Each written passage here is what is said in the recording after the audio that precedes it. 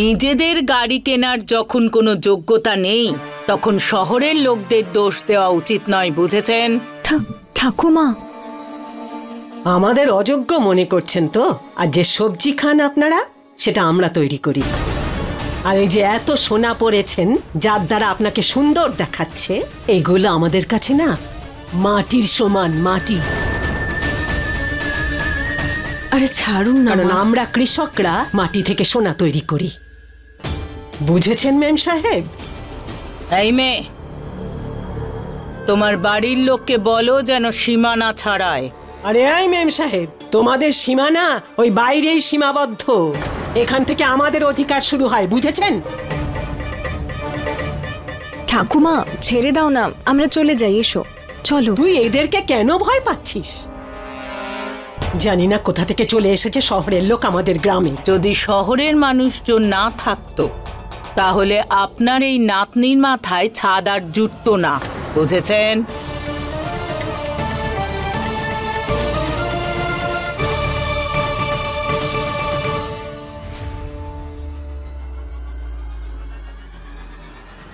বাবা, এই ফল দুটো নিয়ে যাও, আমাদের কাছে খাওয়ার মতো একটুও টাকা নেই। এই নিন, পুরোটা রেখে দিন আপনি। Thank you.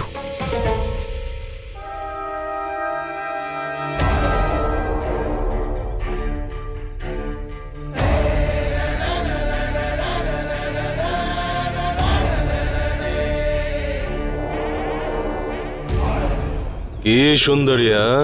যখন দেখো তখন দৌড়াদৌড়ি করছো। একটু আস্তে ম্যাডাম, তুমি তো এমন ভাবে দৌড়াদৌড়ি করছো যেন কারোর মার্ডার করেছো।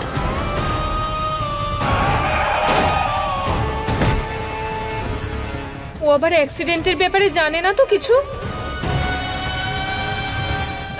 না, আমি তো আসলে এখানে একজনকে খুঁজতে এসেছিলাম। যখনই তোমার দর্শন পাই তখনই কাউকে না কাউকে খুঁজছো তুমি।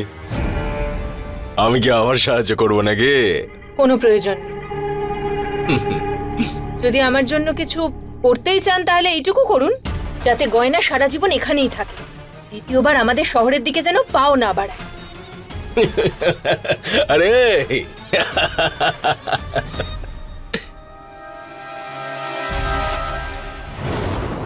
আলিয়ার গাড়ি? আমার গাড়ি অনেকটা দূরে আছে, ও নিশ্চয়ই গাড়িটা লক করেনি, কোনোদিনই করে না। থ্যাংক গড, এখানেই ফোনটা চার্জ দিইনি। ফোনটা তাড়াতাড়ি একটু চার্জ হয়ে যাক, তারপর বাড়ির লোকে ফোন করে বলে দেবো যে আমি একদম ঠিক আছি।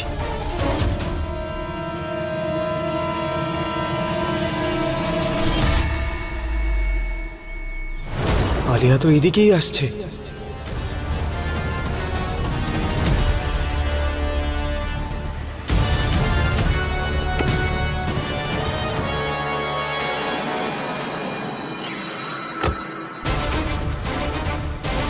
তাড়াতাড়ি গাড়িটাকে একটু দূরে কোথাও লুকিয়ে দিই। একবার আয়ুষ্মানকে পেয়ে যাই, জীবনে আর কখনোই গ্রামে পা দেব না।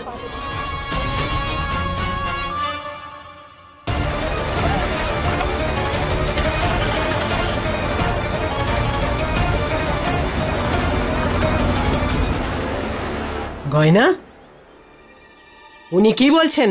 তুই ওনাদের বাড়িতে ছিলি? কিরে মেয়ে, তোর বাড়ির লোককে বলিসনি কিভাবে এতদিন ভালো মন্দ খেয়েছিস, থেকেছিস, ভালো ভালো জামা কাপড় পরে মহারানীর মতো থেকেছিস? তোর বাড়ির লোককে এইসব কিচ্ছু বলিসনি নাকি?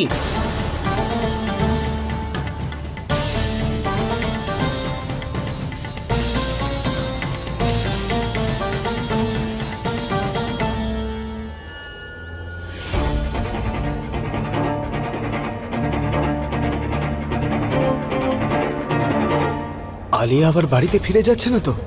পিছনে যেন বাকিরাও না আসে।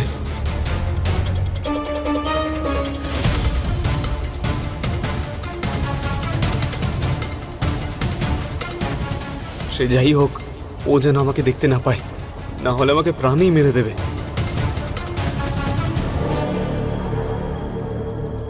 কি হয়েছে রে? বোবা হয়ে গেলি নাকি?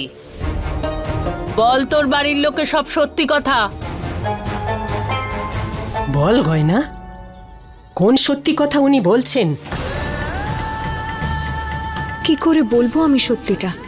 একদিকে পিসিমা আপনি আপনি জানেনই না যে আমি আপনার বাড়ির বউ, আর অন্যদিকে মা আর ঠাকুমা, যারা এটা জানে না যে আমি নিজের শ্বশুর বাড়িতে বউ নয় চাকর হয়েছিলাম। কি করব আমি ভগবান? তুই বলবি না আমি বলবো?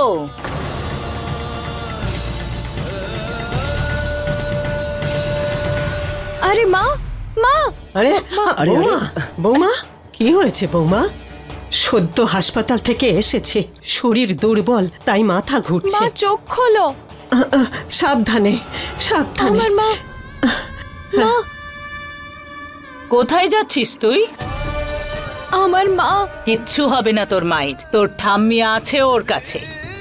যতক্ষণ না আয়ুষ্মানকে খুঁজে পাচ্ছি ততক্ষণ আমি তোকে ছাড়বো না। বল কোথায় আয়ুষ্মান, কোথায় আছে?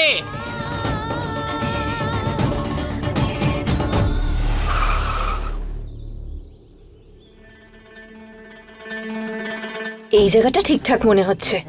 এখানে কেউ এটাকে দেখতেও পাবে না, চিনতেও পারবে না।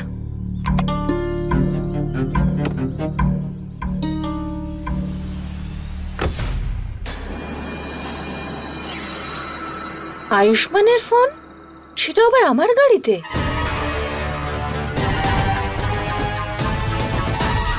ফোনটা একটু চার্জ হয়ে যাক, তারপর বাড়িতে ফোন করে বলে দেবো যে আমি একদম ঠিক আছি।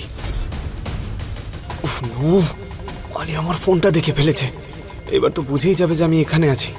এবার আমি লুকোবো কি করে?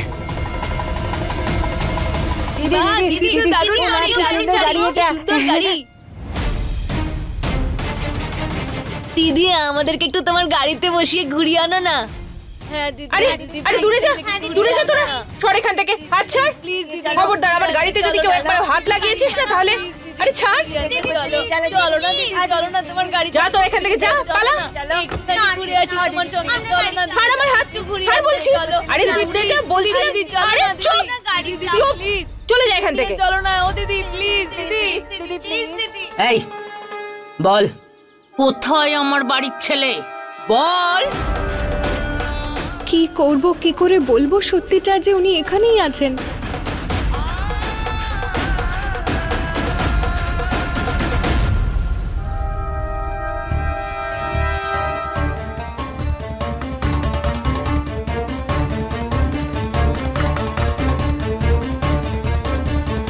এখানেই আছেন উনি। এখানে? এখানে কোথায়? এই তো।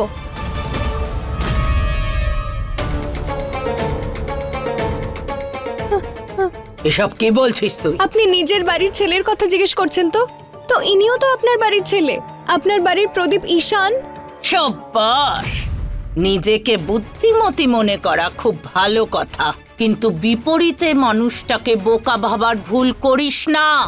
দেখ, তুই ভালো করেই জানিস যে আমি আয়ুষ্মানের কথা বলছি। তোর মাথাটার সঙ্গে সঙ্গে কানটাও খারাপ হয়েছে নাকি?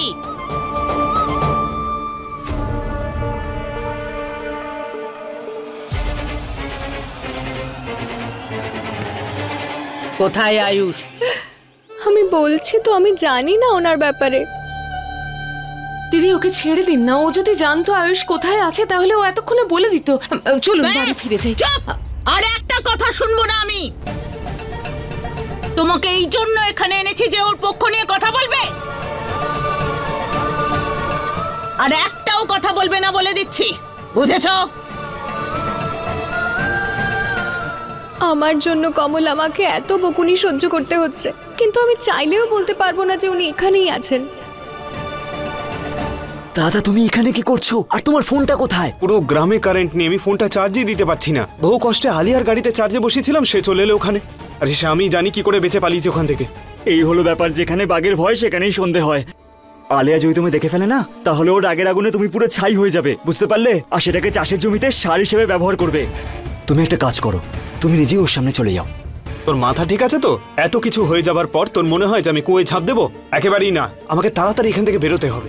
আর আমি চাই না গয়নার সঙ্গে দেওয়া জোর করে বিয়ের বিষয়টা কেউ যেন জানতে পারে। আর এই গ্রামের লোকেরা যদি জানতে পারে যে আমি এই বিয়েটা মানি না, ওরা যদি বন্দুক ঠেকিয়ে বিয়েটা দিতে পারে, তাহলে রাগের মাথায় বন্দুক চালাতেও পারে। দাদা আলিয়া,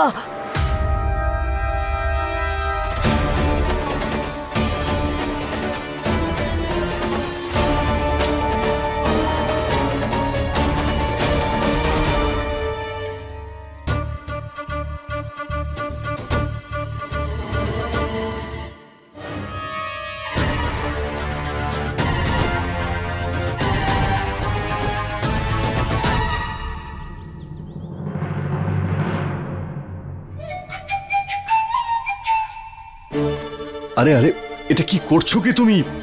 আরে মাথা খারাপ হয়ে গেছে নাকি? মহারানীর মতো শুয়ে আছো, পাটা নিচে নামাও। এটা চুরির গয়না, যদি কেউ দেখে ফেলে তো? কে দেখবে? বাড়িতে তো কেউ নেই, আর তোমার দিদির জন্য না এই বাড়িতে ভূতও আসে না।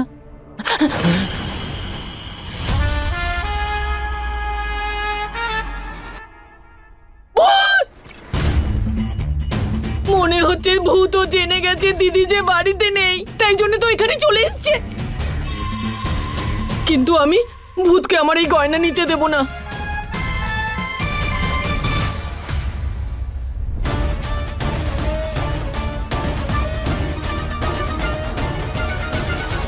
তোমরা এখানে?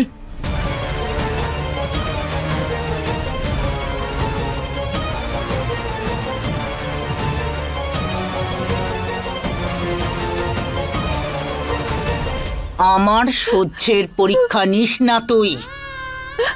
পরীক্ষা তো ভগবান আমার নিচ্ছেন। বলবি না, শুনবি। মিথ্যে বলা তোর কাছ থেকে শিখতে হবে। কথায় কথায় মিথ্যে, কথায় কথায় ঠকানো। আরে তুই তো তোর বাড়ির লোককেও সত্যিটা বলিসনি, লুকিয়েছিস। আমি জানি কিছু একটা গন্ডগোল আছে, আর সেটা আমি জেনেই ছাড়বো। আপাতত এটা বল যে আয়ুষ্মান কোথায়? কোথায় আয়ুষ্মান? কোথায় বল। আমি জানি আলিয়া, না। মা কি হয়েছে? তুই ঠিক আছিস তো? আলিয়া,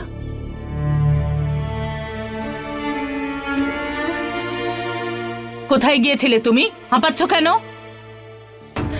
কিছু না, ওই আমি আমার গাড়িতে ফোনটা ফেলে এসেছিলাম, আর সেটাই এখন আনতে গেছিলাম। এবার শুধু একবার আয়ুষ্মানকে খুঁজে পাই, তারপর এই গ্রাম থেকে চিরকালের মতো চলে যাব আর বেনারস ফিরে যাব। এনারা ডাক্তারবাবুর ব্যাপারে আবার জিজ্ঞেস করার আগে আমাকে নিজে ওনার কাছে গিয়ে এই বিষয়টা সমাধান করতে হবে।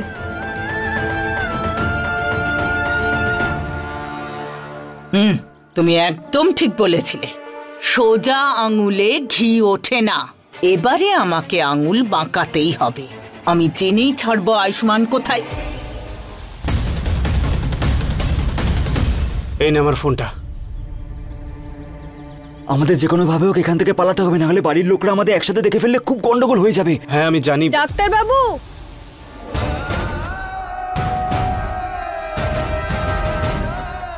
ঈশান, তুই যেভাবেই হোক এই গ্রাম থেকে তাড়াতাড়ি বাড়ির লোকেদের বের করে দে। ঠিক আছে দাদা, যা।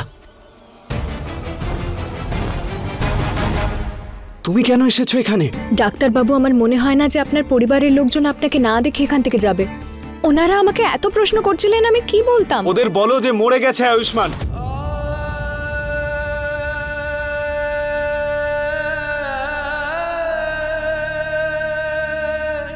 ডাক্তারবাবু, এমন অশুভ কথা বলবেন না নিজের মুখে। আরে অশুভই তো ঘটছে যখন থেকে তুমি আমার জীবনে এসেছো। আরে আজ আমি আমার বাড়ির লোকের থেকে মুখ লুকিয়ে বেড়াচ্ছি এভাবে। এখনো আমার ভুল?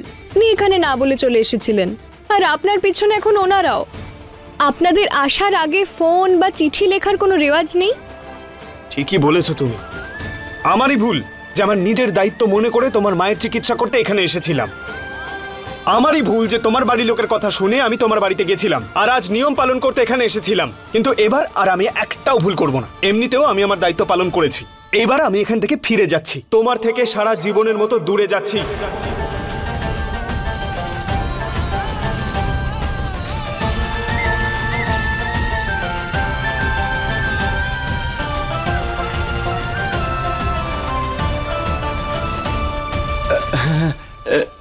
রাঘব, দিদির সঙ্গে তুমি কি যাওনি? না, আমার একটু কাজ ছিল, তাই আমি থেকে গেলাম। ওহ, তোমরা আবার কেন ফিরে এলে? না না না, ওই হঠাৎ করে আমার না শরীরটা খুব খারাপ লাগছিল, তাই জন্য মাঝপথ থেকেই আমি ফিরে চলে এসেছি, তাই না?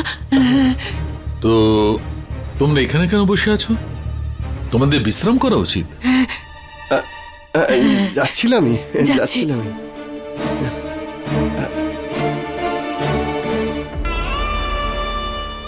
ছনে কি লুকিয়ে রেখেছে? ব্যাপারটা কি? কি হলো, তোমার শরীর ঠিক হয়ে গেছে? না, আমি তো শুধু ভাবছিলাম যে ব্যাপারটা কি। হ্যাঁ মানে আমার মাথাটা খুব ঘোরাচ্ছে। হ্যাঁ হ্যাঁ, বিশ্রাম করো। আসছি। মনে হচ্ছে ওরা কিছু সন্দেহ করেছে। যদি কিছু ডাউট করে দিদিকে বলতে হবে। ছোট বউ, মেয়েটা কোথায়? দিদি, আমি তো জানি না। তুমি জানো না? চোখের সামনে দিয়ে উধাও হয়ে গেল, তুমি জানো না? দেখছো, এই হলো আমার বাড়ির লোক। ছেলের জন্য মায়েরই চিন্তা নেই, আর আমি এখানে চিন্তা করছি। গয়না ছাড়বো না আমি মেয়েটাকে। আলিয়া, কি হয়েছে? আমি বলেছিলাম না আয়ুষ্মানের নিখোঁজ হওয়াতে গয়না আর ওর স্বামীর হাত আছে। কাম অন আলিয়া, কি রকম কথা বলছো? ও একটা গ্রামের মেয়ে, কোনো চোর বা ডাকাত নয় যে দাদাকে তুলে নিয়ে চলে যাবে। দাদা এখানেই কোথাও আছে, হয়তো তাড়াতাড়ি ফিরে আসবে। এত বিশ্বাসের সঙ্গে কি করে বলতে পারলে তুমি? আরে দাদাই তো বলেছিল। মানে আমি বলতে চাইছি যে দাদা তো সবসময় বলে যে যদি আমার বাড়ি আসতে দেরি হয় তাহলে কেউ যাতে চিন্তা না করে, আমি সঠিক টাইমে বাড়ি ফিরে আসবো। আচ্ছা, ও যদি কিছুই করেনি তাহলে পালালো কেন এখান থেকে? আজকে ছাড়বো না ওকে আমি। গয়না, আলিয়া আমার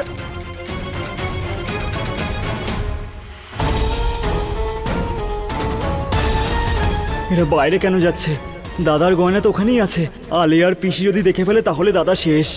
আমাকে আটকাতে হবে ওদেরকে। আলিয়া, আমার কথাটা শোনো।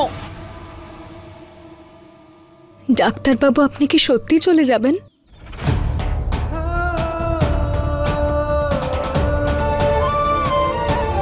তা না তো আর কি করবো? হ্যাঁ, এখানে থেকে আরো তামাশা করি নাকি? আরে আমি চাই না যে আমার বাড়ির লোক জানুক আমাদের জোর করে বিয়ে দেওয়া হয়েছিল। সেই জন্য আমার গাড়িতে যাচ্ছি না আমি। ঈশানের ফোন দিয়ে ট্যাক্সি ডাকিয়েছি আমি, যাতে আমার বাড়ির লোকের আগে আমি বাড়িতে পৌঁছতে পারি। আর একটা কথা শুনে রাখো, আজ থেকে তোমার আমার মধ্যে কোনো সম্পর্ক নেই। আজ আমরা শেষবার দেখা করছি একে অপরের সঙ্গে। আজ থেকে আমরা একে অপরের কাছে অপরিচিত।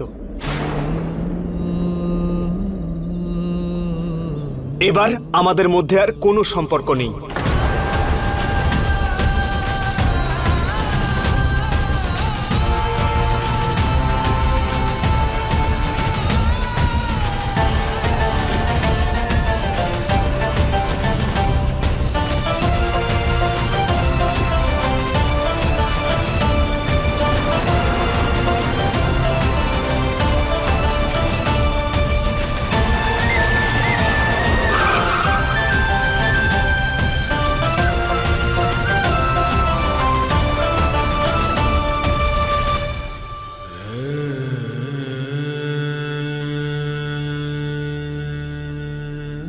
ট্যাক্সি এসে গেছে,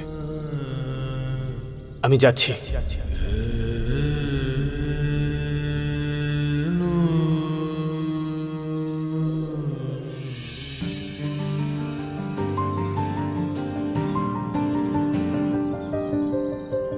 सच ही तो कहते हैं आंसू जो बहते हैं, मेरे दिल के गाँव में क्यों घाव बनते हैं। किसका क्या कसूर इसमें कैसे ये तय होगा, जाने क्या होगा, जाने अब क्या होगा। साथ तेरा बिछड़ा तो सब कुछ बिखरा है, तू हमारी कहानी का आधा हिस्सा है। आग और पानी सा अपना किस्सा है, तू